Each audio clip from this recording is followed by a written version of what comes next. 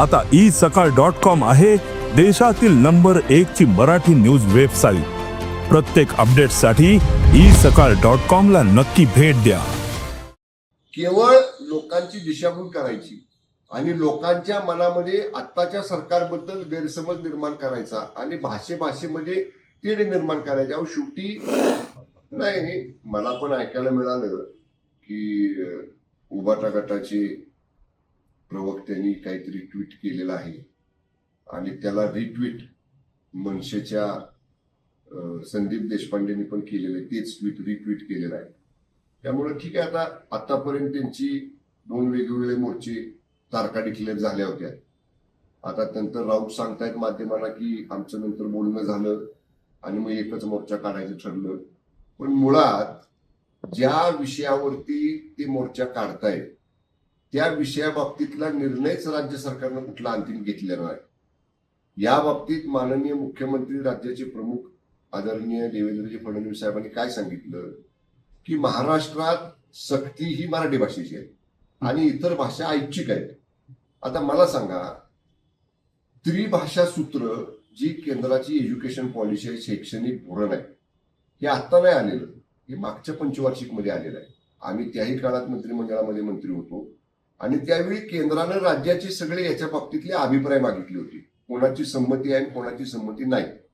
त्यावेळी माननीय उद्धव ठाकरे साहेब मुख्यमंत्री होते आणि माननीय उद्धव ठाकरे साहेबांनी त्याच्यासाठी माशेलकर समिती एक नेमली आणि माशेलकर समितीनं त्याच्या बाबतीतला अभ्यास करून सरकारला अहवाल द्यावा।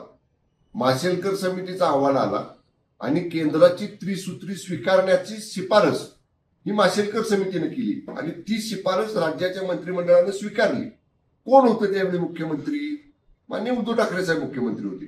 म्हणजे जे स्वतः मुख्यमंत्री असताना जी त्रिभाषा सूत्री त्या माशेलकर समितीच्या शिफारशी स्वीकारल्या, तेच म्हणतात आता की आमचा ह्याला विरोध आहे। म्हणजे किती कॉन्ट्रावर्सी आहे।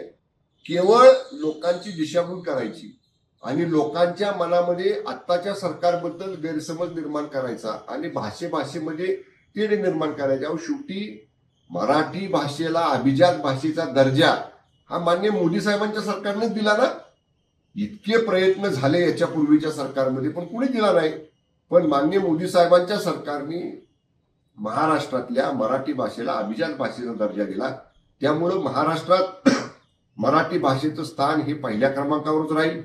कुठेही मराठी भाषेला म्हणजे असं डावललं जाण्याचा प्रश्नच निर्माण होत नाही आणि माननीय मुख्यमंत्र्यांनी सांगितलं की मराठी भाषेचीच सक्ती महाराष्ट्रामध्ये असेल। त्यामुळे हे जरी एकत्र येऊन मोर्चा काढत वगैरे असले तरी ज्या कारणासाठी मोर्चा काढतायत त्या कारणाबाबतीतला या सरकारनं कुठलाही वेगळा निर्णय घेतलेला नाही। या मोर्चाचा भविष्यातल्या राजकारणावर काय परिणाम होईल? मुंबई महानगरपालिका आहे, दोन्ही ठाकरे एकत्र आले, स्थानिक स्वराज्य बघा, मोर्चा एखाद्या विषयावरती 2 वेगवेगळे मोर्चे जाहीर करणं आणि मग पुन्हा चर्चा करून दोघांचा एकत्र मोर्चा काढणं वेगळं आणि निवडणुकीला एकत्र येणं वेगळं। मोर्चा हा 2-4-5 तासाचा असतो आणि निवडणुकाला एकत्र येताना पुढच्या 5 वर्षाचं नियोजन करायचं असते। त्यामुळं निवडणुकीच्या बाबतीत त्यांच्याकडनं अधिकृत भूमिका येऊ द्या, उबाटाकडनं पण आणि मनसेकडनं पण।